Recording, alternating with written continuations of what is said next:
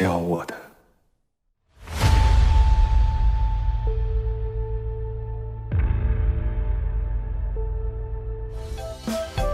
Halo Celengers, kembali lagi bersama Mimin yang ganteng ini di Celengan Film pastinya. Tak pernah lupa Mimin selalu doain kalian semua dalam keadaan sehat dan dilancarkan rezekinya ya. Oke, di kesempatan kali ini Mimin akan menceritakan alur film yang berjudul The Last Taichon yang dirilis pada tahun 2012. Film ini terinspirasi dari gangster legendaris Du Yusheng di Shanghai. Pada film ini namanya menjadi Cheng Daqi.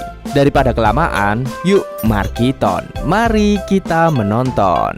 Di awal film kita diperlihatkan Daqi yang melihat potret saat ia menghadiri acara amal yang disponsori oleh dirinya. Di panggung sana ada tarian 8 tombak yang ditampilkan oleh wanita cantik yang pernah mengisi hari-harinya, bernama Ye Shikyu. Pada tahun 1913, Daqi muda bersama temannya si Fatso mengintip Zikyu yang berlatih tarian 8 tombak. Tapi ia terkena marah ayahnya. Meski begitu, Zikyu sudah berjanji pada ibunya untuk menampilkan tarian itu suatu hari nanti.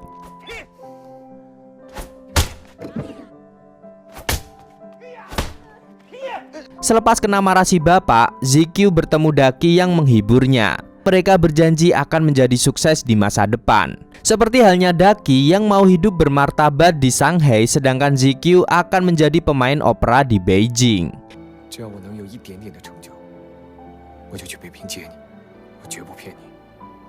Dan kehidupan Daqi mulai berubah saat ia yang berniat membantu bosnya menangkap selingkuhan istrinya justru difitnah dan berakhir di penjara. Di sana ia bertemu pria bernama Mao yang mana seorang badan intelijen negara. Untuk pertama kalinya Mao memaksa Daqi membunuh orang yang sudah memfitnahnya.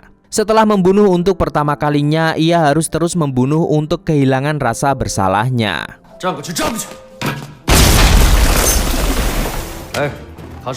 Sesaat setelah masa hukumannya berakhir, Daqi mendapati Zikyu sudah pergi ke Beijing. Ia memberikan surat cinta yang memintanya untuk mencari Zikyu.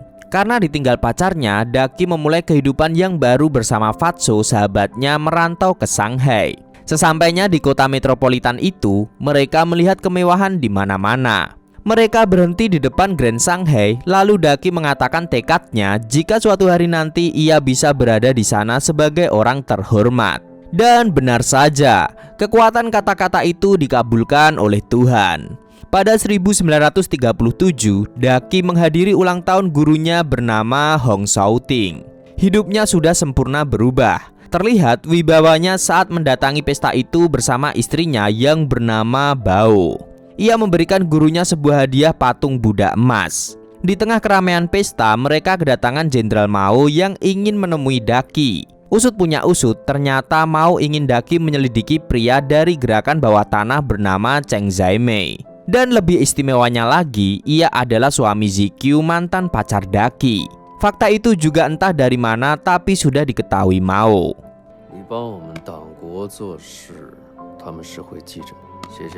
Tanpa menunggu lama, Daqi kembali dipertemukan dengan Zikyu yang menggandeng suaminya. Mereka terjebak di lift bersama, tapi keduanya berpura-pura tidak saling kenal. Meski begitu, potongan kenangan masa lalu sekilas terbayang. Hal ini membuat Daqi seperti terjebak nostalgia. Ia menceritakan pertemuan dramatis itu pada Fatso. Dan begitu juga Zikyu yang diam-diam masih menyukai Daqi. Rupanya Bao juga paham betul perasaan suaminya yang gagal move on. Ia kembali teringat pada saat pertama mengenal Daqi. Pada 1914, ia sudah merintis karirnya sebagai penyanyi jalanan. Di antara penonton ada Daqi yang duduk di kursi terdepan bersama Fatso. Lalu tiba-tiba saja ada cowok mesum yang merusuh di pertunjukan Bao. Hal ini membuat Daqi marah kemudian menghajarnya.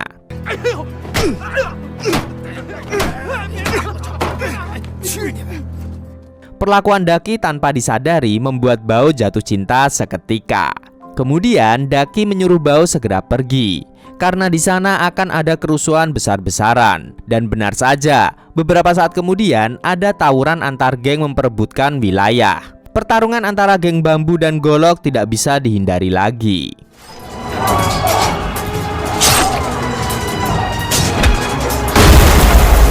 Di tengah keributan itu datanglah penguasa wilayah yang sebenarnya. Ia adalah guru Hong Shouting yang menembakkan pelurunya untuk menghentikan kerusuhan. Melihat keberadaan guru Hong, mereka berhenti saling serang.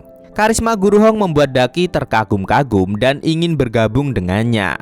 Lalu salah satu kenalannya dipertunjukkan Bao ternyata anak buah guru Hong.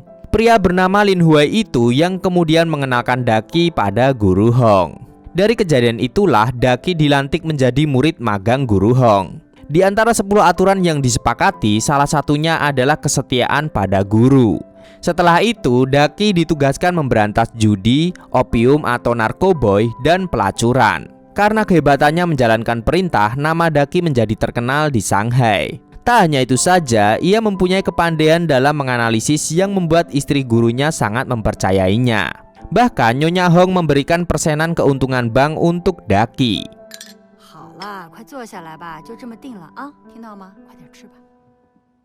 Di saat masa-masa ini, Ducky juga dekat dengan Bao, tapi ia hanya menganggapnya seperti adik sendiri. Ketika Bao yang sudah gregetan akhirnya nembak Ducky, cowok itu malah pergi tanpa memberi jawaban apa-apa. Kembali lagi ke saat ini, ZQ menemani Zeimei yang sedang ada urusan rahasia. Di saat ZQ berjalan-jalan sendirian, tiba-tiba saja ada segerombolan orang tak terduga yang menyerangnya. Dan tidak kalah kagetnya, ada Lin Huai yang menyelamatkannya.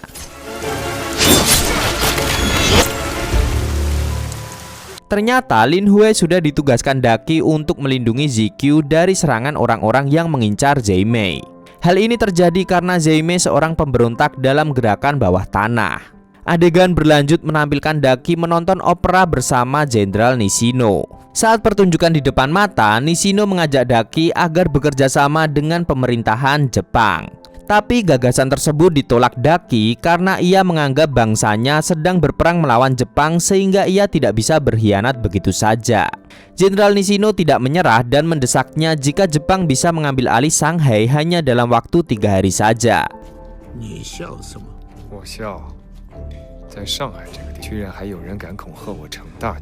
Tapi Ducky tidak takut menghadapi gertakan tersebut. Mulai bosan dengan obrolan itu saja, Ducky pergi dan malah bertemu ZQ. Di sana Ducky berpesan agar ZQ lebih berhati-hati. Tapi ZQ justru mengatakan jangan sampai suaminya tahu masa lalu mereka. Kemudian film kembali mundur pada 1915. Ducky yang sudah mempunyai nama di Shanghai akhirnya bisa menepati janjinya untuk mencari ZQ. Ia pergi bertemu dengan pacarnya di gereja, ditemani Lin Huai yang setia. Di sana Ducky mengatakan sukses berbisnis dan tidak akan pernah meninggalkan ZQ lagi.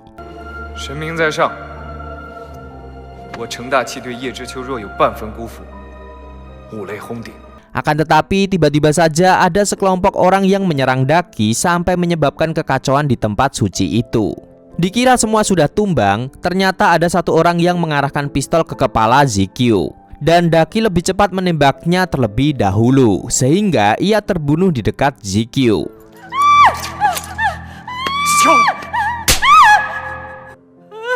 Selepas kejadian ini, ZQ sangat ketakutan sampai mengalami trauma mendalam.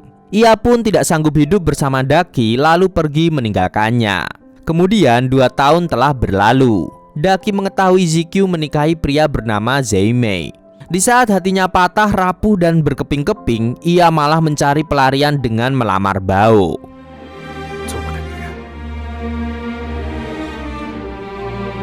Dan waktu pun berjalan. Ducky masih menjadi murid magang guru Hong saat gurunya tertangkap pasukan Lu Xiaojia. Guru Hong terlibat cekcok saat memperebutkan selingkuhannya bernama Lan Chun dan berakhir digerebek satu pasukan.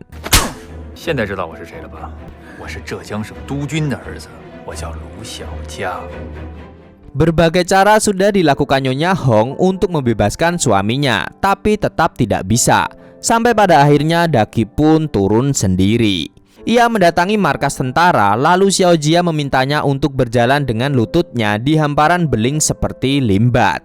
Demi gurunya, Ducky pun tidak keberatan harus berlutut seperti ini. Kemudian Xiaojia meminta 3 permintaan, tapi Ducky menawarinya penawaran baru.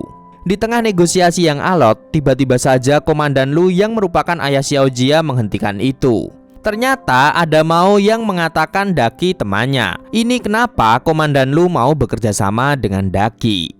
Melihat ada Mao, Daki sedikit terkejut, tapi ia lebih kaget lagi saat tahu jika penyerangan di gereja itu ulah Mao yang tidak suka Daki terus naik.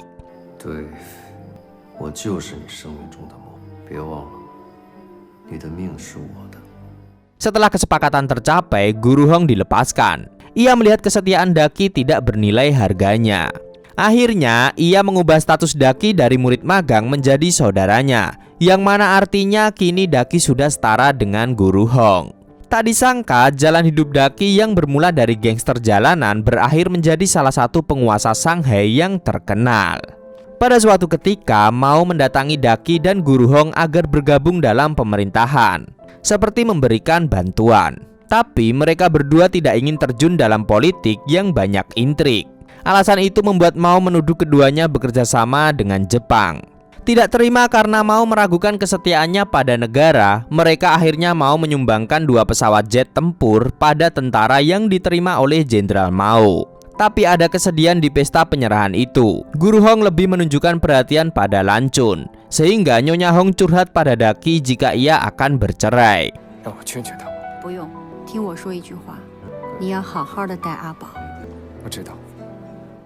Kemudian film bergerak maju pada 1937. Pertempuran pun sudah dimulai. Kericuan ada di mana-mana, selain serangan darat ada juga serangan udara. Di saat itulah Zeime mengemasi barang dan membakar dokumen lalu menyuruh ZQ bersiap. Tapi ZQ tidak sengaja membaca dokumen berisi daftar incaran Jepang yang salah satunya adalah Daki. Saat ada kesempatan, ZQ menelpon Daki agar lebih berhati-hati, meskipun Daki justru lebih cemas dengan keselamatan ZQ.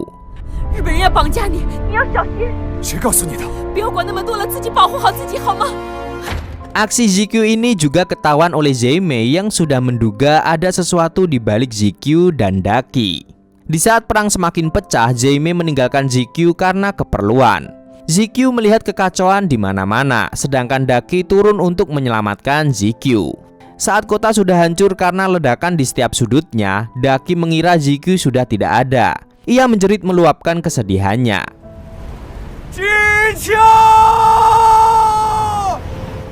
Tapi tiba-tiba saja, surprise motherfucker, ZQ muncul dengan sangat dramatis. Tidak kalah dramatisnya lagi, ada Zeime yang melihat sepasang mantan ini reuni kembali. Setelah penyerangan itu, Zeime mengucapkan terima kasih karena Daki sudah menyelamatkan ZQ. Ia juga membujuk Daki bergabung ke politik.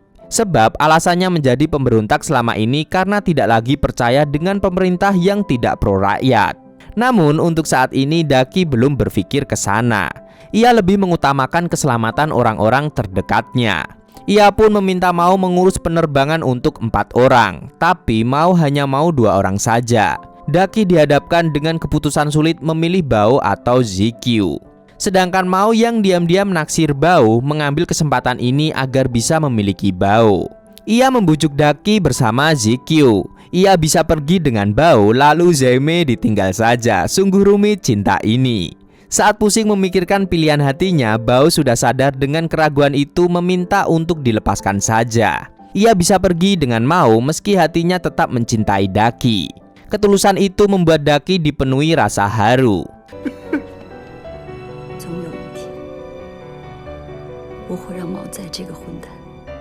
Setelah diputuskan, Daki melepas Bao dengan Mao, sedangkan ZQ pergi bersama Zeime, dan ialah satu-satunya yang tinggal. Kini tersisa Daki dan Lin Huai. Ia mau mengajak Lin Huai pergi menyelamatkan diri dari kota itu, tapi Lin Huai mau tetap membantu Daki dari sana. Waktu pun terus bergerak. Daki kini bisa menemui ZQ lalu menanyakan kabar orang-orang dekatnya. Mao ternyata mengkhianati bangsa dan membelot ke Jepang karena jabatan menjadi gubernur. Lalu Nyonya Hong dan Guru Hong ditahan di tempat berbeda. Rupanya mereka menunggu kedatangan Daki untuk menyelamatkan Guru Hong. Kini terlihat Guru Hong terperangah saat mendapati Lancun menjadi pacar Xiao Jia, yang juga berkhianat untuk menjadi wali kota Antek Jepang. Tapi hal yang tidak bisa diterima saat Mao mengatakan sudah mencicipi Nyonya Hong. Kemarahannya memuncak, tapi ia malah pingsan.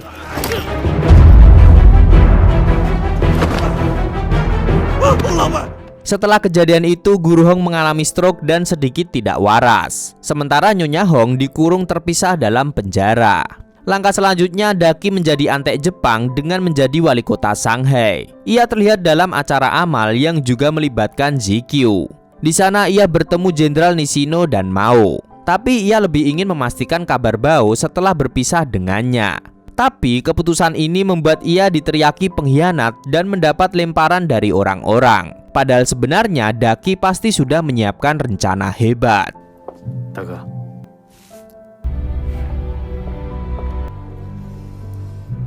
Kini Daki akan mengadakan acara amal dengan penampilan spektakuler tarian 8 tombak dari ZQ. Penampilan itu dihadiri banyak orang-orang penting termasuk Jenderal Nishino dan Mao. Sementara itu, Lin Hue yang kini bekerja untuk Mao ada di sana mengawasi Daki. Tapi di saat orang-orang terbuai dalam penampilan, ia mulai melancarkan aksinya. Daki pergi menemui anak buahnya yang siap meledakkan gedung.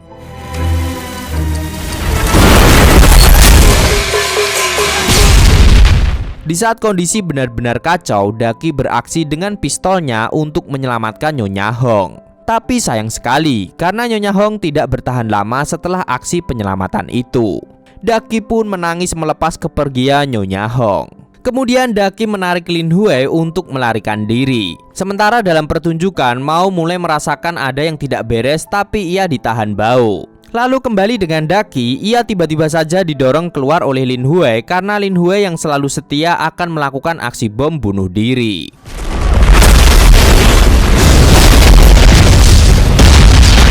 Secepat kilat Daki kembali ke pertunjukan, tepat saat mau mencari Lin Hue. Di saat itu, ia memberikan aba-aba pada ZQ di atas panggung. Pada saat kain dijatuhkan, para penari mengarahkan tombak menusuk para penjajah. Kekacauan tidak bisa dihindari lagi.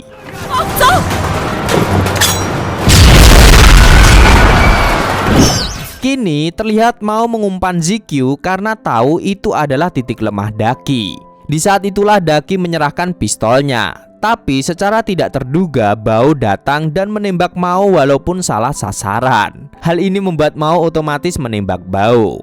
Kemarahan Daki pun memuncak. Ia menusuk Mao lalu memeluk Bao yang sekarat. Ia sangat terharu melihat kesetiaan dan cinta tulus Bao untuknya. Tidak lama kemudian, Fatso datang membawa ZQ pergi. Dan Daki tidak bisa menahan untuk menembak Mao.